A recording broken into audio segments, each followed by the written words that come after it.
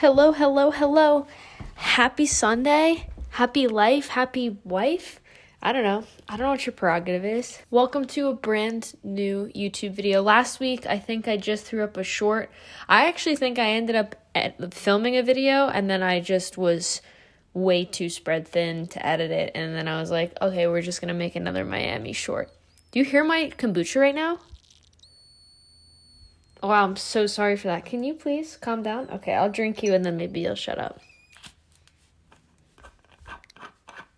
I wanted to spend a few minutes on the 3 tenets of my life at 24 years old, or soon to be 25, because I've realized these over the last few months that have really guided my kind of foundational principles for the life that I'm living now very consciously. And they are self-love, prioritization of experiences, and the value of my tribe and my community. So the first tenet of self-love is something that I think many of us, most of us, probably every single one of us out there struggles with to varying degrees. Not everybody is going to have the same challenge to show up for themselves, and not everybody is going to be incapable of saying, I love myself. I know that last year, if you asked me if I loved myself, I would cringe and just start fighting and thrashing against that question like a kid throwing a temper tantrum because they couldn't get their candy. And now it feels pretty comfortable for me to say that. And I think a few things have driven that, but the best example of the improvement that I've made in this front, by the way, the weather's been crazy. It's going to be, so now it's going to be really sunny. And then it's just going to be really cloudy. And then we're just going to deal with the exposure issues as they come. Excuse me. But the best example of the way that my self-love has improved and evolved over the last few months is, as I think I've referenced a few times now, one of the new goals that I set for 2022 was to take myself on dates. And I said at first, I'm making a commitment for it to be once a month, one day, one event, take myself out to get coffee, take myself out to dinner, go take myself to a movie, like treat myself to some kind of an experience that I would appreciate if somebody else took me in a romantic way. And in January, I needed to kind of force myself to do that. And in February, I also needed to kind of pick a specific day and a specific activity. And it wasn't super comfy for me.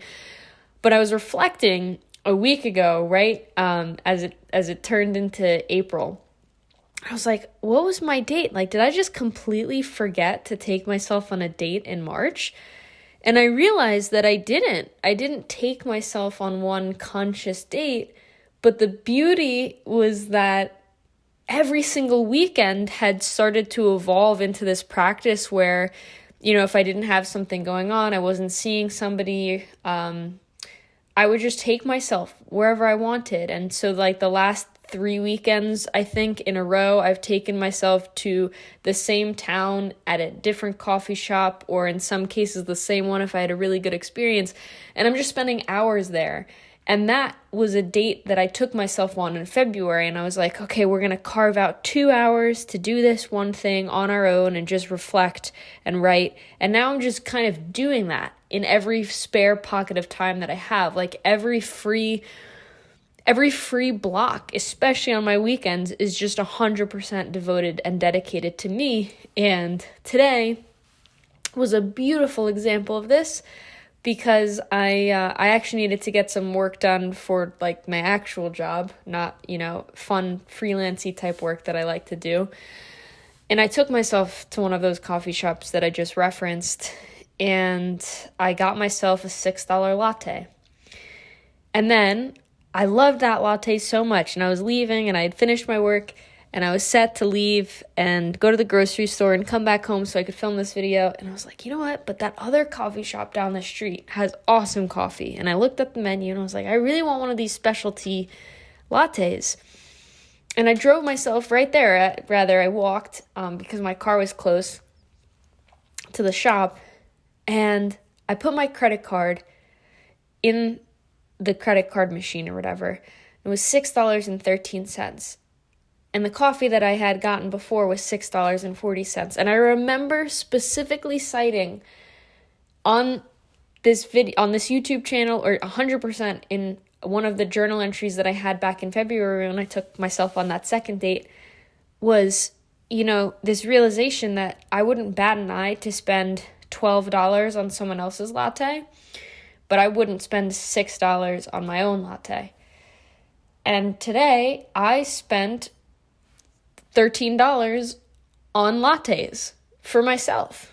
And that is, I'm like smiling because maybe that sounds like nothing to somebody, but that's a big deal for me. And, did I swipe it without thinking? No, it kind of stung a little bit, but there was just such a beautiful recognition on a deep level that I was willing to do that for myself, and that I've been just showing up for myself and really learning the process of conscious self-love and showing up. And now I can say with a level of confidence and certainty that I love myself and that I deserve to show up for myself in this way.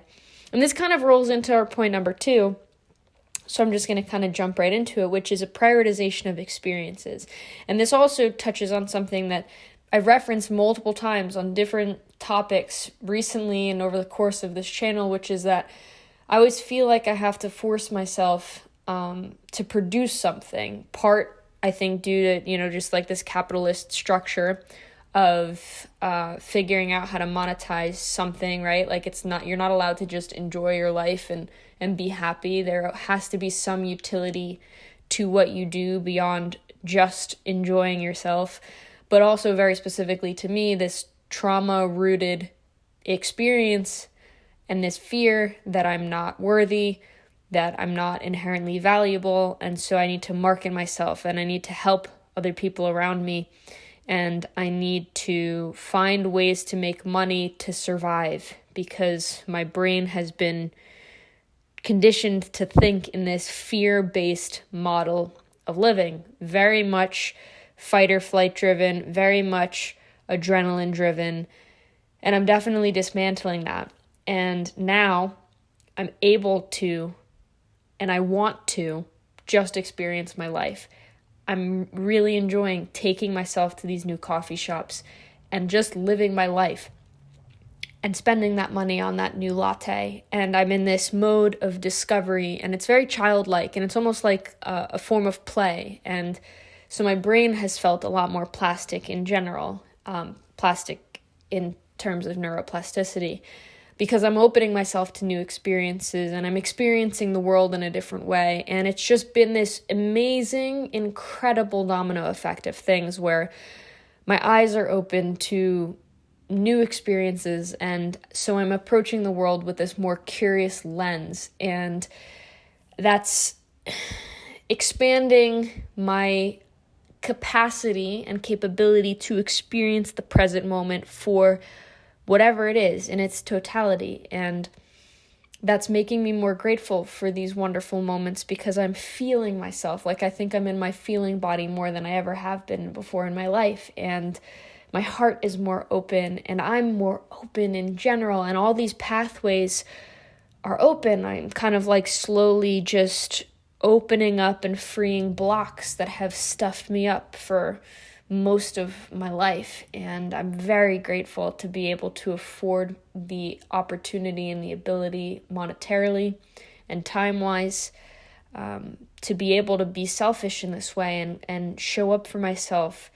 I don't want to say gluttonously, and I don't want to say carelessly either, but yeah, carefully show up for myself. And so experiences have been really big. I have always cared a lot to save a lot of money, but again, a lot of that came from this fear-based model of living, and we're dismantling that. And so next week I have plans to go do something really fun. I don't know exactly what we're doing yet, so this is going to be really vague, but something adventurous, like potentially go-karting or bouldering. And I signed up for an autocross event next month, and I'm looking at motorcycle track days because I know that I want to do that again. And so I'm more willing to spend money on experiences in my life right now than I think I ever have been before. And I recognize that I've done really well for myself, and I deserve to have my fun and to show up and to celebrate my life in these beautiful, beautiful ways that aren't always about money, right? Like spending $5 on a coffee is not really that crazy in the grand scheme of things. A track day with my motorcycle and a rental and all that is definitely way pricier, but those happen few and far between. But I guess what I'm saying is that the spectrum of the experiences that I'm willing to sign up for is opening, and I'm realizing that I deserve to spend money on myself and show up for myself in this way. So there's just been this really beautiful synergy between those two goals. And there's actually also a synergy with the third goal, or the third kind of tenet, right? Because they're not necessarily goals. That would assume that there's something that I'm trying to achieve here. I'm not trying to achieve something. There's no success or non-success. We're just trying things and trying to have fun and live a full and whole life. Although if I think about it like that, I feel like I have been succeeding, but I digress. The third tenet is recognizing the value of my tribe. Understanding that I do have this community. I talked about it in that video where I said, I'm hosting a dinner party and here's why I'm excited about it. And I don't think I ever got into the details of that dinner party, but it was extraordinary. And having all my friends in one place that come from a wide-ranging group of social circles and environments, just having that experience made me realize that, yes, I want to show up for myself in this mode and in this time of my life fully, but I also want to show up for the people around me, and there's a more conscious level of intentionality with the way that I show up for people and the way that I want to show up for people. And so if somebody needs me, I'm there and I want to show up for them. And if I see that somebody's struggling, I want to show up for them and I want to be there for them. And I did that with somebody last weekend. I'm not going to name who, because I don't know, just to kind of respect that individual's role in my life. But I could tell that they were struggling, and I sat down with them for coffee and I said, I'm here for you. Like, let's come up with a game plan together. And I made that individual cry. And this is somebody who I've never seen cry before because they're so emotionally blocked up and choked up. And I want to experience my life, but I want to show the people around me that I'm so grateful for them and that I am so appreciative of them. And I think a lot of us end up really having more people in our corner than we might think we do on a first glance. And I just want to show up for those people and show up for myself and celebrate that and celebrate this idea that, look, we're alive and joy is there for us to experience if we take it. I wrote in my notes page in my phone a couple of weeks ago, life is as beautiful as you make it. Now, I personally believe that the world is inherently beautiful.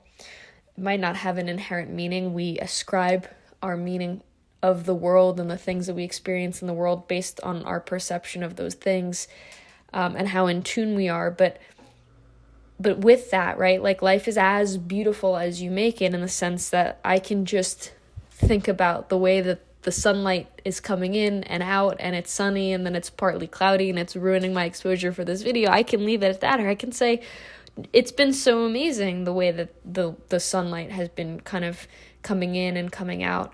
And all of these experiences that I'm having can be as beautiful as I make them, meaning you have to take that conscious next step after the stimulus to perceive it and to decide what something means to you. And I do believe that my life is really beautiful because I'm almost curating this sense of wonderment in the world, and I'm letting myself fully just stand here and let the world come to me and experience that beauty, and experience the world as beauty as well. Learning how to not view everything that doesn't work out as a challenge, and to just kind of be with myself and be like, okay, that's what happened, and this is what's happening today. And this is getting vague and maybe a little ambiguous, which is probably my sign that I should probably start wrapping the video up. But I guess the point is that a lot has changed in my life, and there's been a lot of pain, but life is beautiful, and I'm slowing myself down. I used to have this really hard view of the world, and it was because I was really acting out of fear in many ways. And instead of running towards something or fighting, it's slowly getting more and more comfortable and feeling more and more safe for me to just sit and be here and let the world come to me. And I'm doing that. And it feels wonderful. And I'm just so grateful for everything.